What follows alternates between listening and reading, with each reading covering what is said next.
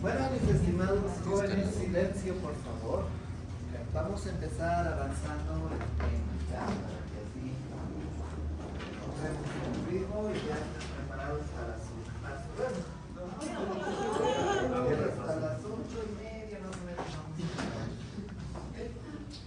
Bueno, entonces hasta ahora hemos visto acromegalia, prolactinoma, hipopituitarismo, pero si se dan cuenta, solamente hemos hablado de adenohipófisis, ¿sí? Es momento de hablar de la neurohipófisis, que no es mucho, por cierto. Para hablar de la neurohipófisis, básicamente hay que hablar de dos hormonas que se liberan a este nivel, cuáles son la oxitocina y la arginina vasopresina u hormona diurética, que sería lo mismo, ¿sí? Entonces, en las diapositivas tenemos un dibujito donde está representada la neurohipófisis, ¿no? Se darán cuenta que la neurohipófisis pues no tienen células productoras de hormonas, ¿ok? ¿Qué es lo que pasa con la neurohipófisis? Resulta que a partir del hipotálamo llegan células nerviosas mediante sus axones hasta la neurohipófisis y es el lugar donde se liberan las dos hormonas que les había comentado, ¿sí? Oxitocina y arginina vasopresina o antidiurética, como quieran ustedes, ¿sí? Entonces, dicho esto, comenzaremos a hablar de estas dos hormonas.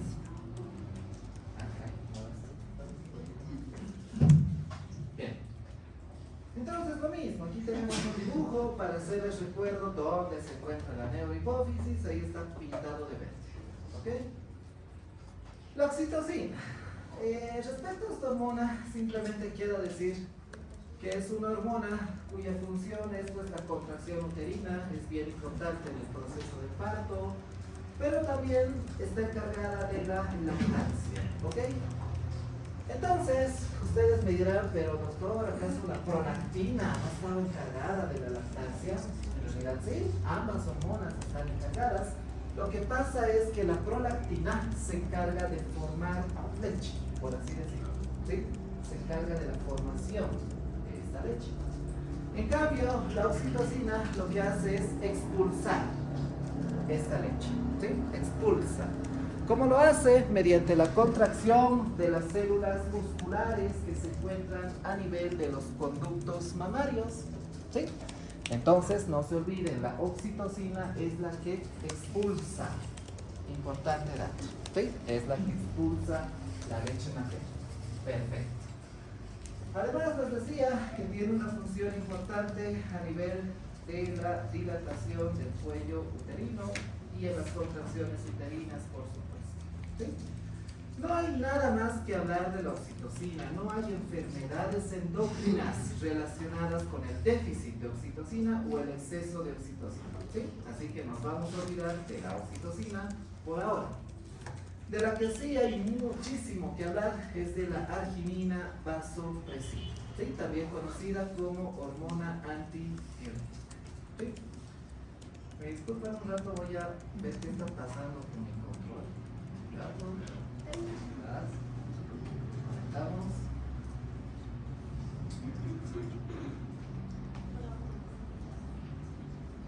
Bueno, creo que se fregó.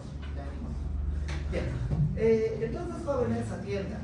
La hormona antidiurética o arginina vasopresina, es lo mismo, por favor, se sintetiza a nivel de dos núcleos hipotalámicos, que yo sé que ya los conocen, el supraóptico y el paraventricular, ¿sí?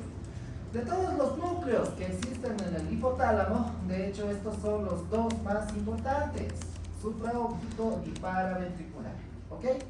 Sin embargo, si bien su síntesis es a nivel de estos núcleos, la secreción, ¿dónde es? En la neurohipófisis, es decir, se libera en la neurohipófisis y por eso estamos hablando ahora de esta hormona. Continuamos. Mecanismos de acción. La arginina vasopresina tiene muchas funciones, ¿ok?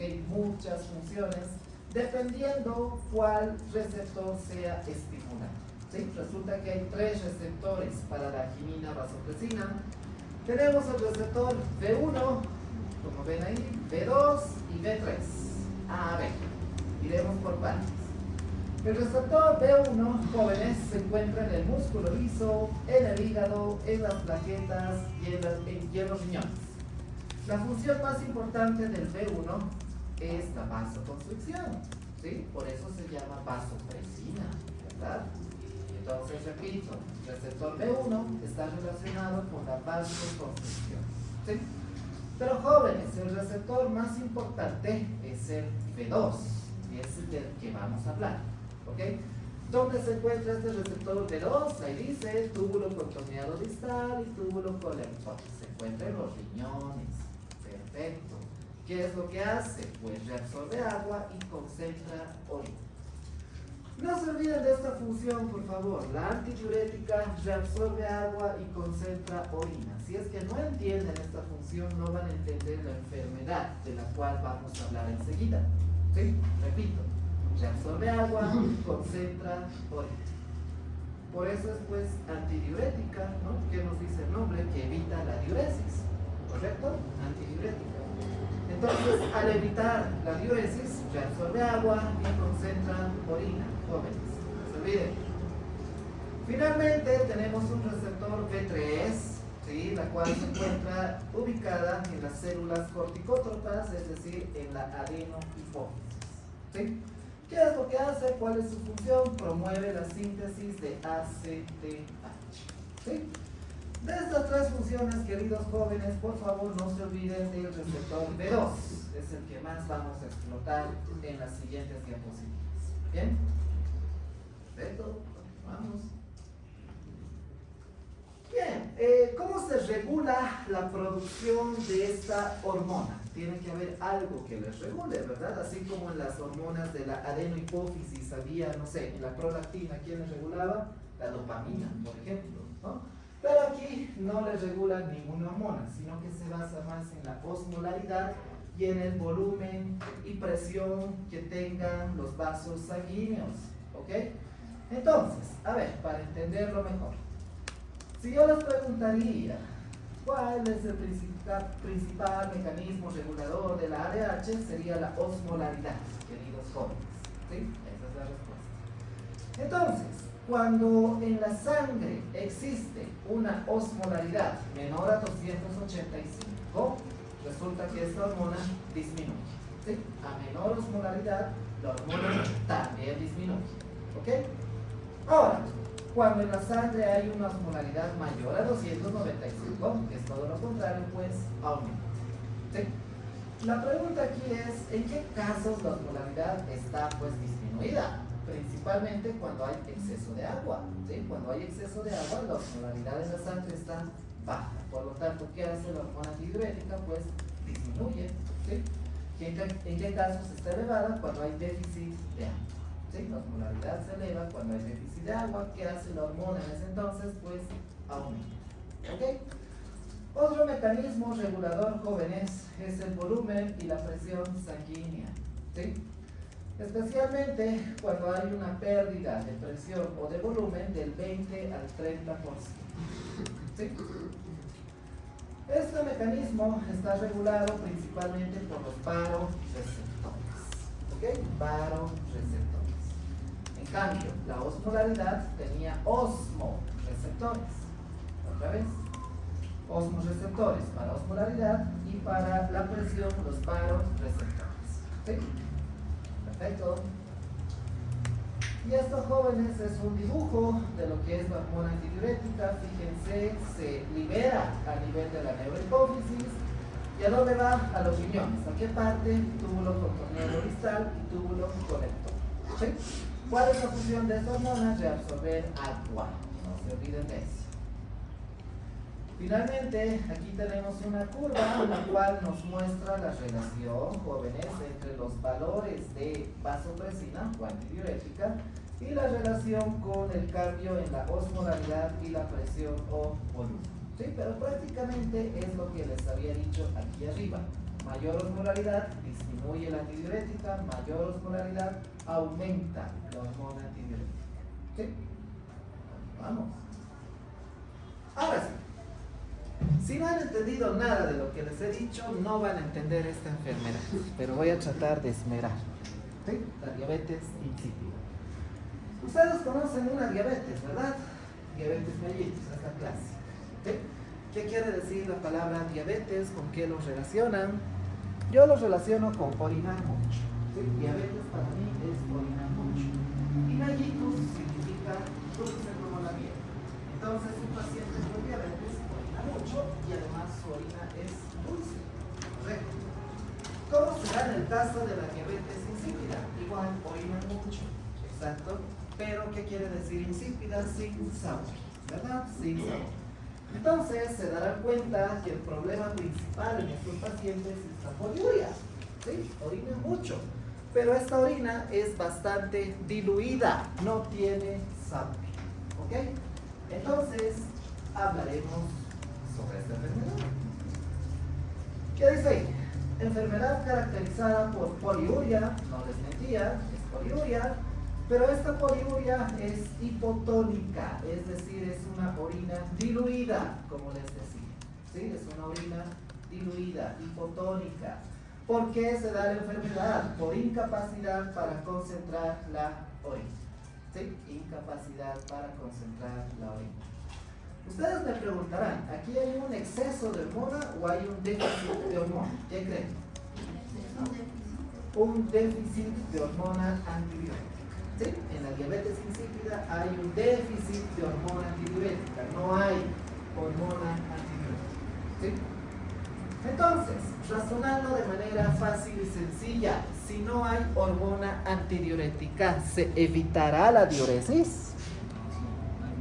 Pues no, la antidiurética era la que evitaba la diuresis. ¿Okay? Entonces ocurre todo lo contrario, el paciente va a orinar y va a orinar litros y litros de agua. ¿Ok? Bien. ¿Qué más tenemos que decir sobre esta enfermedad? Ahí está. La diuresis generalmente es mayor a 40 ml kilogramo día. Es bastante, si se dan cuenta. ¿Bien? Mayor a 100 ml kilogramos en niños. Esa es la diuresis a la cual alcanza esta enfermedad. ¿Cuánto orinan ustedes en el día? ¿Se calculan? Pues no creo. Pero generalmente, según sus libros de Guyton y fisiología, deberían orinar 1,5 litros, 1500 ml. ¿Sí? Eso es lo normal. Pero estos pacientes terminan orinando más de 3 litros al día. ¿Sí? Más de 3 litros. Es bastante lo que orinan. ¿Ok? Clasificación de la diabetes insípida, jóvenes. Lo vamos a clasificar en 3 tipos. Ahí está anotado. Diabetes insípida central, nefrogénica y la diabetes insípida dipsógena o dipsogénica. ¿Sí? Muy bien, empezaremos hablando un poquito de cada uno. ¿Por qué se llama diabetes insípida central? Resulta que el problema en la diabetes insípida central está pues a nivel de los centros superiores, específicamente en la neurohipófisis y en el hipotálamo. ¿Qué dice ahí? Secreción insuficiente de hormona antidiurética. Entonces no se elabora hormona antidiurética. Esa es la diabetes insípida central. De hecho es la más frecuente. ¿Ok?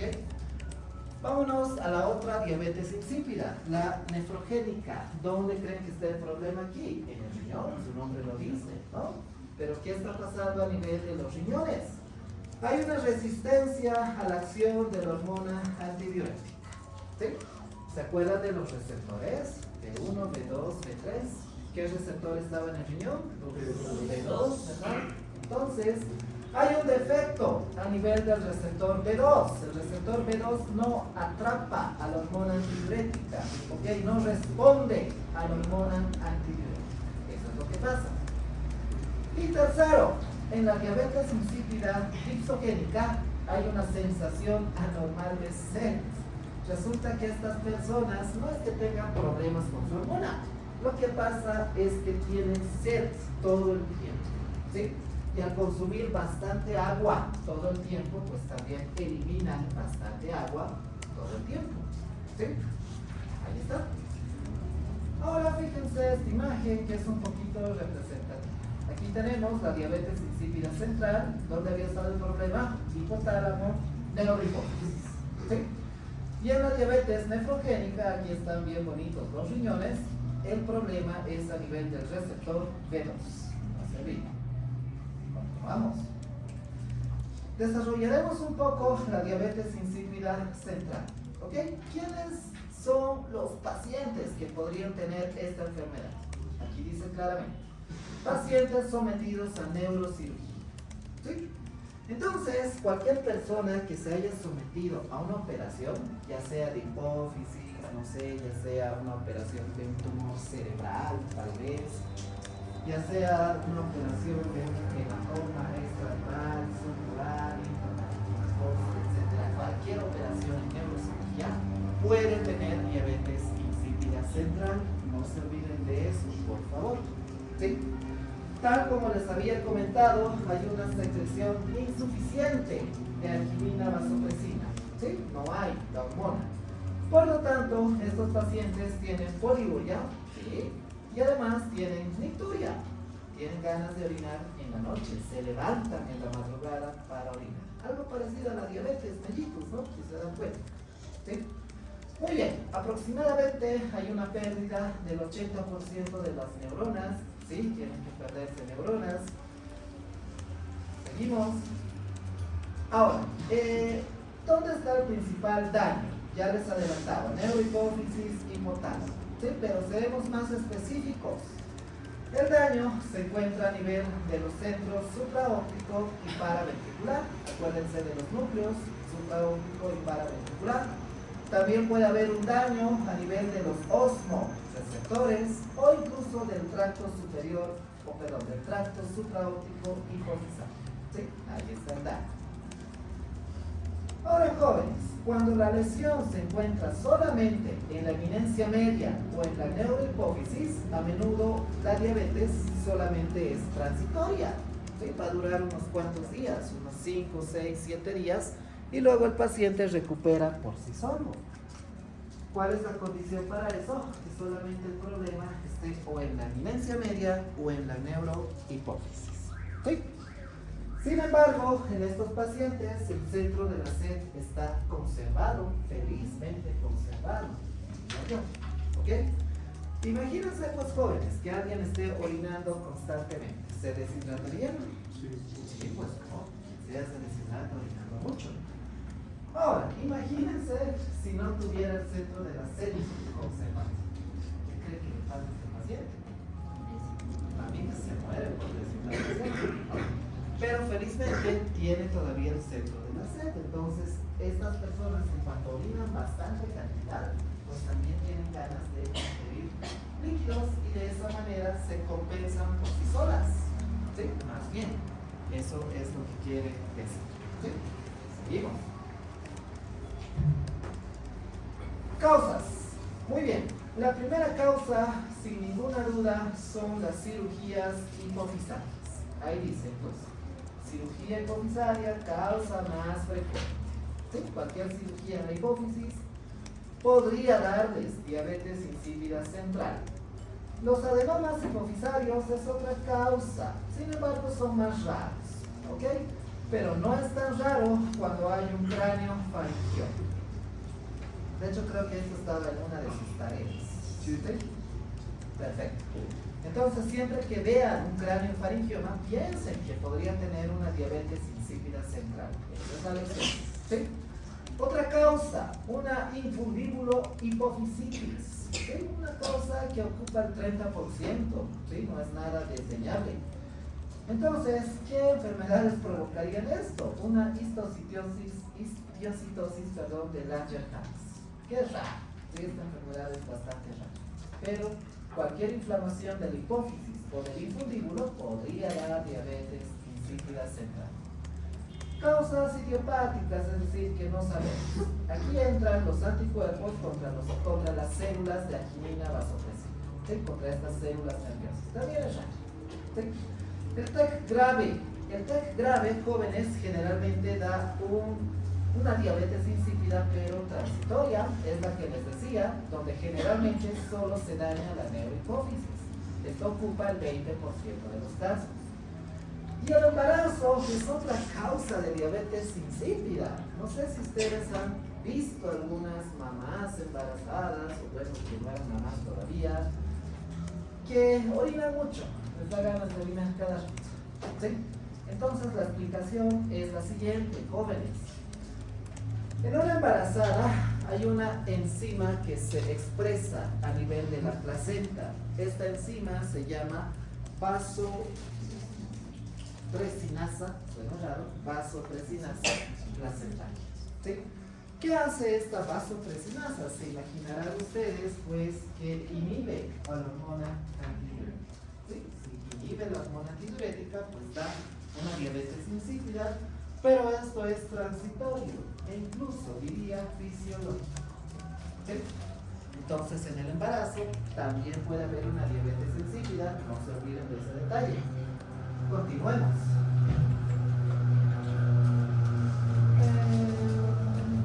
Bueno, jóvenes, esto es interesante. Fíjense estas curvas que nos encontramos aquí. Les había comentado que la causa más frecuente de diabetes insípida es la neurocirugía, ¿sí? Especialmente la cirugía hipofisal, de hipófisis, ¿sí? Fíjense qué es lo que le pasa a una persona después que le operan de un tumor a nivel de la hipófisis. Aquí. Fíjense cómo va esta curva ascendiendo. Resulta que en los primeros días del postoperatorio hay una diabetes insípida. Necesariamente estos pacientes empiezan a orinar mucho, ¿sí?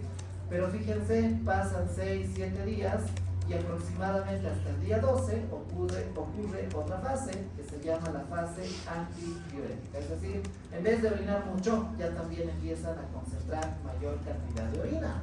Y luego existe una tercera fase donde vuelve la diabetes insípida. Y esto puede durar transitoriamente, quizás un mes, 2 meses, o puede ser permanente, dependiendo a la habilidad del neurocirujano, ¿sí? Lo que quiero que comprendan es que toda operación de la hipófisis tiene su riesgo. ¿Cuál es el riesgo de crear una diabetes insípida? ¿Sí? Pero fíjense, primero hay diabetes insípida, luego hay todo lo contrario, una fase antidiurética, y luego otra vez la diabetes insípida, que repito, puede ser transitorio o puede ser permanente. ¿Sí? Vamos.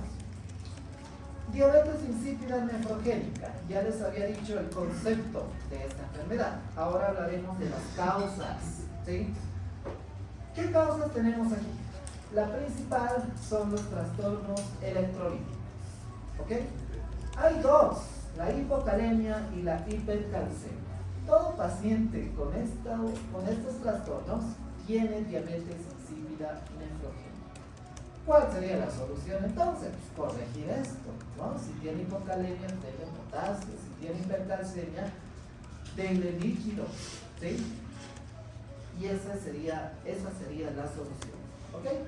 Sin embargo, hay otras causas, algunos fármacos que podrían dar esto. Tenemos al litio, ¿sí? El litio es responsable de una diabetes insípida nefrogénica, ¿ok? Más causas, enfermedades tumorales o infiltrativas. Aquí tenemos la mieloma múltiple, la amiloidosis, la sarcoidosis, que también puede dar esta diabetes nefrogénica. Finalmente, causas más raras, como las causas congénitas, ¿sí? Aquí vamos a hablar más que nada de la mutación de los receptores B2 o de la mutación de los canales de agua que se encuentran a nivel del túbulo contorneado distal y colector. ¿Cómo se llaman estos canales de agua? Ahí está abreviado, pero estos canales se llaman acuaporinas, ¿sí? Acuaporinas o acuaporinas es lo mismo. Muy bien, lo que quiero que rescaten de aquí, mis estimados, es las causas electrolíticas. Por algo está pintado de negro, ¿ok? La hipocalemia y la hipercalcemia son las principales responsables de la diabetes nefrogénica. Perfecto. Finalmente, la otra diabetes es la diabetes insípida tipsógena. Tal como les había comentado, ¿a qué se debe esto? A una ingesta compulsiva de líquidos. Son personas que no controlan su sed, quieren tomar agua todo el tiempo, ¿ok? Entre las causas, evidentemente, son psiquiátricas, ¿no? Son pacientes psiquiátricos que les encanta tomar agua. Y una de esas enfermedades psiquiátricas es la esquizofrenia. ¿Sí? La esquizofrenia. Muy bien. No sé si habrá aquí pacientes o alumnos psiquiátricos, no creo. ¿Hay algo? No, está bien, chicos, hay que tomar agüita, ya saben, 2 litros y medio, ¿no? Eso no está mal. Tomar hasta 5 litros, eso sí, ya está. Seguimos todos. Manifestaciones clínicas. A ver, lo que caracteriza la enfermedad es la poliuria, no se olviden, es la poliuria. ¿Sí? Esta poliuria es insípida, es decir, es incolora, es inodora y bueno, insípida, como les decía. ¿Sí? No tiene color, no tiene olor y no tiene sabor. Esa es la poliuria. Luego, ¿qué más tenemos? Nictus, ya les adelantaba también, son pacientes que se levantan en la noche para orinar. ¿Okay? Y también tienen polidipsia, ¿sí? Tienen sed, especialmente por las bebidas frías. ¿Okay? Quieren bebidas frías para calmar su deshidratación. Continuamos. Ahora, todo esto, jóvenes, lleva evidentemente a la deshidratación. ¿Sí? Si alguien orina mucho, se deshidrata, es lo que me dijeron anteriormente. Además, si estos pacientes se deshidratan, van a tener también una hipernatremia progresiva, ¿sí? Esto es evidente. Ahora, si es que no haríamos nada con estos pacientes, finalmente va a haber una disminución del nivel de la conciencia, va a haber convulsiones, puede haber distensión vesical e incluso una hidronefrosis. ¿Sí? Entonces, aquí está bien bonito todo lo que ocurre en orden, ¿no? Primero las manifestaciones clínicas, se deshidratan y finalmente el que más sufre es el sistema nervioso. ¿Sí? Disminución de la conciencia, convulsiones, pero también sufre el riñoncito, si se dan cuenta, distensión vesical, una hidronefrosis también. ¿Sí? Bueno, aquí tenemos a alguien que está tomando bastante agua, es una representación gráfica. Ahora, en la diabetes insípida nefrogénica, queridos jóvenes, además de todo esto, encontramos algo más. Puede haber calcificaciones intracraneales, retraso mental y retraso del crecimiento. ¿Sí? Esto principalmente relacionado con las causas de la diabetes nefrogénica, la hipocalemia y la hipercalcemia especialmente. ¿Sí? Por eso hay calcificaciones, por eso hay un retraso mental y del crecimiento. Esto, ya casi jóvenes, ya casi. Diagnóstico. Ya vamos a acabar. Diagnóstico. Jóvenes. Para el diagnóstico, jóvenes, hay una prueba que se realiza. ¿Sí? Esta prueba es la prueba de deshidratación o el test de Miller. Esto está en su tarea, ¿no? Ya deben tener una idea. Solo que ahora les voy a explicar en qué consiste esta prueba. Primero, para hacer esta prueba se necesita que el paciente esté internado, necesariamente. Por lo menos tiene que estar un día internado. ¿Sí? Segundo, ¿en qué se basa esta prueba? Tal como dice su nombre. Prueba de deshidratación. Se trata de deshidratar al paciente. ¿Ok? Y para esto vamos a hacer una restricción líquida. No le vamos a dar nada de agua. Perfecto. Entonces, imagínense que el paciente está internado. Ya está internado. ¿Y qué vamos a hacer? Vamos a medir cada hora el volumen urinario. Es decir, cada hora el paciente va a orinar. Obviamente, tiene diabetes insípida, ¿no? Solamente que vamos a calcular cuánto está orinando cada hora. Eso dice, volumen urinario. Además de medir el volumen, vamos a medir la osmolaridad urinaria. Perfecto. ¿Qué más? Vamos a medir el sodio. ¿Qué más? Vamos a medir la osmolaridad plasmática y vamos a medir el peso corporal. ¿Sí? Perfecto. Ya saben qué medir. ¿Qué prosigue? Entonces, imagínense lo siguiente. El paciente está internado.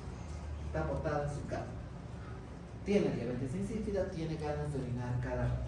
Lo único que yo voy a hacer es controlar su orina, su osmolaridad, sacar la sangre, ver si soy, cómo está, calcular su osmolaridad plasmática y demás. La idea es deshidratar. ¿Sí? La idea es deshidratarlo. ¿Cómo lo voy a deshidratar? No dándole agua. ¿Ok? Entonces van a pasar aproximadamente unas 12 a 16 horas, ¿sí? 12 a 16 horas, hasta que el paciente tenga en una de esas mediciones que vamos a hacer una osmolaridad mayor a 600. ¿Sí? En cuanto yo vea que en esas muestras hay una osmolaridad mayor a 600, detengo la prueba. ¿Sí? Detengo la prueba. ¿Ok? Ahora ustedes me dirán, doctor, pero ¿cómo se mide la osmolaridad en orina? ¿Qué hago? ¿El laboratorio mide osmolaridad? Pues sí, algunos laboratorios que calculan ahí la osmolaridad urinaria, ¿sí? Pero otro dato bastante fácil para hacer esto es medir la densidad urinaria. Eso nos reporta, ¿verdad? Los laboratorios, un examen de orina divino ver que dice la densidad, ¿sí? Ahora, entonces, un equivalente a la osmolaridad es la densidad. Si la densidad está mayor a 20, también detengo la prueba. ¿Sí? Detengo la prueba. Perfecto. ¿En qué casos más voy a detener la prueba? Cuando hay una estabilización de la osmolaridad urinaria, si en dos muestras seguidas la osmolaridad no varía más de 30, también detengo la prueba. ¿Sí? ¿En qué casos más? Si el paciente pierde peso más del 3 al 5%, detengo la prueba. Si el paciente tiene una sed intolerable, si está en un estado de hipovolemia, detengo la prueba. Si la osmolaridad plasmática es mayor a 295, con un sodio mayor a 145, detengo la prueba. ¿Sí? Es así, jóvenes, el truco aquí es saber cuándo detener la prueba. ¿Sí? Ahí está. Ahora, ¿qué voy a hacer después de detener la prueba? Se preguntarán ustedes. Aquí está. Voy a administrar desmopresina. La desmopresina es un medicamento muy similar a la arginina vasopresina. ¿Sí? Es el equivalente a dar hormona antidiurética. Esa es la desmopresina. ¿Cuánto de desmopresina voy a dar? 2 microgramos por vía subcutánea. ¿Sí? Entonces detengo la prueba, doy desmopresina y posteriormente voy a interpretar todo esto. Y esto quizás es la parte más difícil, pero lo vamos a hacer rápido. ¿Cómo se interpreta toda esta prueba? La prueba, jóvenes, va a ser normal si al cabo de todo este tiempo la orina se concentra. Y además si la osmolaridad es mayor a 800. ¿Sí? Entonces, si logro que la orina se concentre y la osmolaridad es mayor a 800, digo, esta prueba es normal. Este paciente no tiene diabetes insípida. ¿Sí? Fácil. Ahora, segundo, diabetes dipsogénica. ¿Cómo diagnostico la diabetes dipsogénica? Si la orina se concentra y si la osmolaridad está entre 600 a 800. Si pasa esto, digo diabetes dipsogénica. ¿Sí? Muy bien, hasta aquí creo que vamos bien. Ahora viene lo complicado. ¿Cómo diagnostico diabetes insípida central completa? Cuando la orina nunca se ha concentrado, la orina sigue diluida, ¿ok? Y además la osmolaridad nunca ha subido, sino que esta osmolaridad se mantiene menor a 300, ¿ok? Y además, recuerden que le hemos dado desmopresina al final, ¿ok? Si esta osmolaridad aumenta más del 100%, estamos hablando de una diabetes insípida central completa. Otra vez, repito, ¿cómo diagnostico? Orina no concentrada, ¿sí? Sigue ahí diluida, osmolaridad menor a 300, obviamente si está diluida, la osmolaridad estará baja, pero por debajo de cuánto, menos de 300, y si al darle desmopresina aumenta la osmolaridad, es una insípida central completa. ¿Sí? Pero jóvenes, la vida no es tan fácil, también hay una diabetes insípida central parcial. Ay, caray, parcial. ¿Cuál es el criterio de esto? cuando hay una concentración parcial de orina, ¿sí? Con una osmolaridad entre 300 a 600. Y después de darle desmopresina, solamente sube entre 15 al 50%. Ahí se llama parcial. Y hay otra diabetes más que nos estamos olvidando, la diabetes insípida nefrogénica. ¿Ok? ¿Cómo diagnostico esta diabetes? La orina no concentra, la osmolaridad es menor a 300 y al darle la desmopresina, la osmolaridad no sube, es decir, no hay respuesta a la desmopresina. Y esto es bastante lógico, jóvenes. ¿Qué es lo que pasaba en la diabetes nefrogénica? No funcionaban los receptores, ¿no? El velos no funciona. Y si le doy desmopresina, tampoco va a funcionar, porque el velos no está funcionando bien. Entonces, por eso es que no aumenta la osmolaridad. ¿Sí? Vamos a ver un dibujito para que me entiendan de mejor manera. A ver. Ahí está. A ver, síganme, por favor. Necesito que vean las curvas. Aquí, jóvenes, tenemos la osmolaridad urinaria. Fíjense, 200, 400, 600, 700, 1000, 1200. ¿Sí? Y aquí tenemos las horas de privación de agua. ¿Sí? Este es el tiempo que le estamos midiendo. El volumen, la osmolaridad, etcétera, ¿no? Normalmente, jóvenes, si nosotros restringimos de agua a un paciente, este paciente va a ir aumentando su osmolaridad urinaria. ¿Sí? Eso es lo normal, eso pasa normalmente. ¿Sí? Si yo a ustedes les privo de agua por 12 horas, su orina va a empezar a concentrarse. ¿Por qué va a empezar a concentrarse? Porque está actuando su hormona antidiurética de manera normal.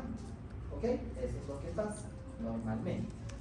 Fíjense qué es lo que pasa en las enfermedades. Vamos a empezar por la diabetes insípida central completa. ¿Sí? Fíjense esto. Al paciente lo he sometido a una deprivación de agua. No le doy agua. Fíjense cómo va la curva. Como estos pacientes no tienen hormona antidiurética, no están concentrando la orina. Fíjense, su osmolaridad no sube. No hay, está aquí abajo. ¿Ok? No sube, no concentra orina.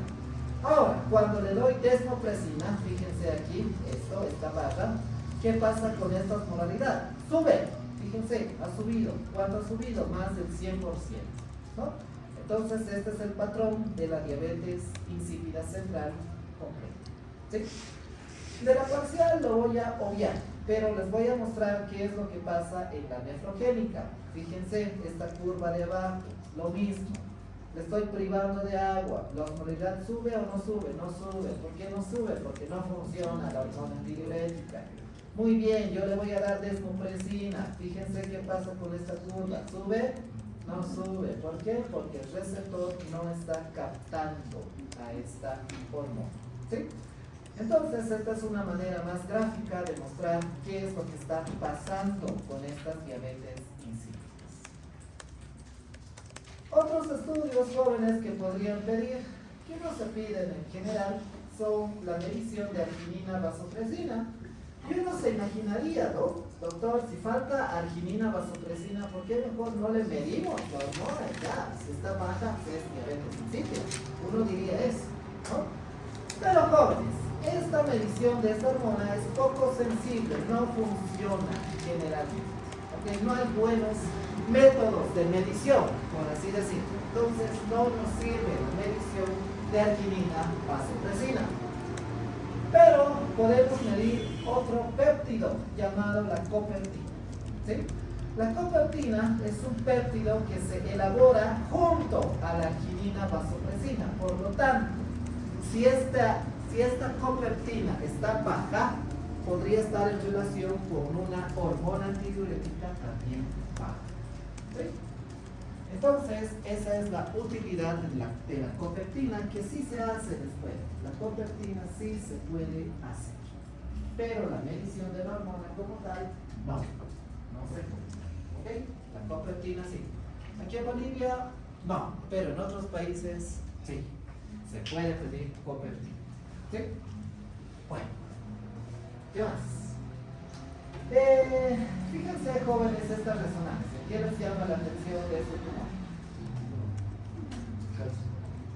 Tiene calcificación y además tiene un componente quístico. No sé si a ustedes les había dicho que siempre que vean este tipo de tumor piensen en craniofaringioma, ¿sí? Porque este craniofaringioma tiene un componente sólido, calcificado y un componente quístico, ¿sí? Entonces no se olviden también de pedir resonancia magnética, ¿no? No solamente es hacer el test de deprivación de agua, también necesitan medir una resonancia magnética dependiendo si están pensando en una diabetes insípida central, ¿no? Muy bien. Algunos diagnósticos diferenciales que deberían hacer al hablar de diabetes insípida, ¿ok? Si hay una polaquiuria de escaso volumen, es decir, el paciente orina mucho, pero orina cada hora y orina poquito, pueden pensar en un prostatismo, una hiperplasia prostática benigna, una infección urinaria o alguna patología relacionada con la vejiga, ¿sí? Muy bien. También tienen que hacer diagnóstico diferencial con el uso de litio, que les había dicho que también provoca una diabetes insípida, o los diuréticos. Sería ilógico pensar en una diabetes insípida si alguien usa diuréticos, porque sí o sí va a orinar mucho, ¿no? Si es que tiene diuréticos. También es importante, jóvenes, descartar hipocalemia, como les había dicho, hipercalcemia e incluso descartar diabetes mellitus, ¿sí? Siempre que alguien orine mucho, descarten por favor la diabetes mellitus, es la primera causa. No piensen directo en diabetes insípida, ¿sí? Muy bien. Tratamiento. Últimas dos diapositivas. Sí. Diabetes insípida cerebral.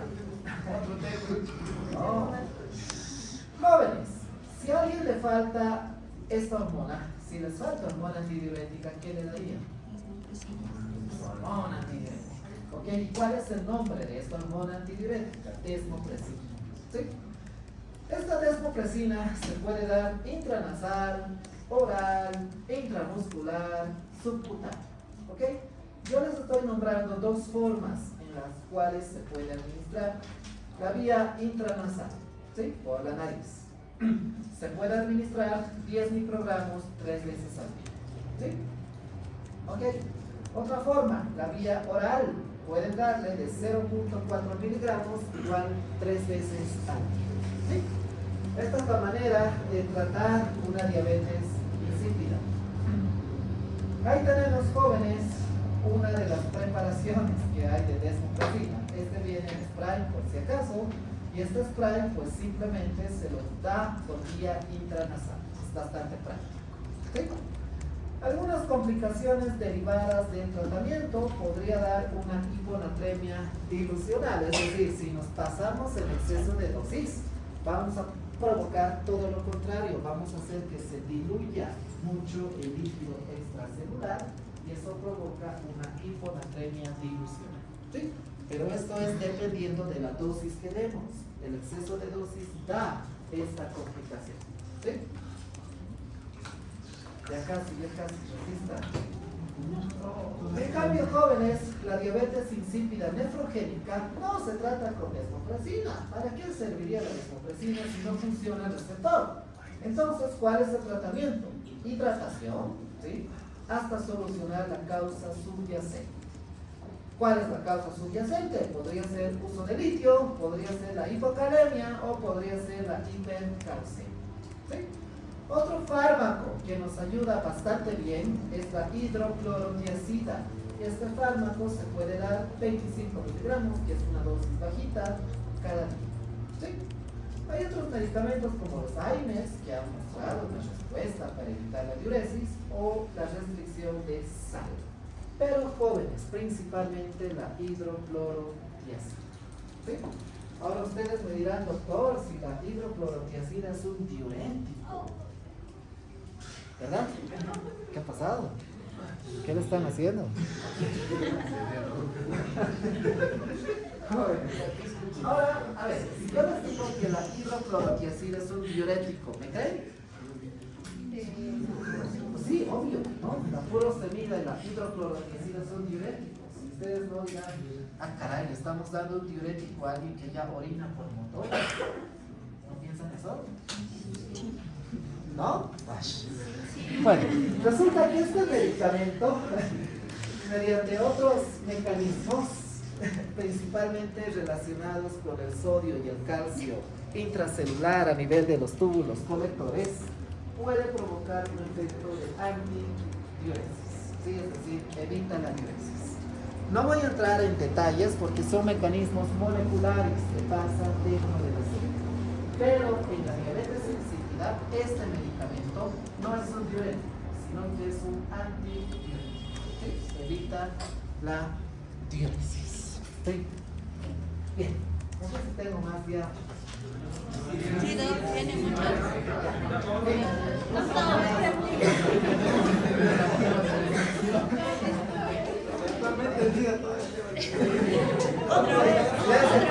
Leer su silencio. ¿Por cuánto tiempo está recomendado estos medicamentos? La desmopresina, les cuento, es de por vida. La desmopresina es de por vida, no hay de otro. ¿Ok? Y la hidroclorodiazida, en el caso de diabetes ketogénica, es solamente hasta que encontremos la causa, ¿no? Que es una hipocalemia, hipercalcemia. Corregir esta causa y luego ya podemos suspender la hidroclorodiazida. ¿Sí? Bien, jóvenes. Vamos tenemos que calificar. Jóvenes, subo notas hasta mañana. Necesito notas. ¿Ok?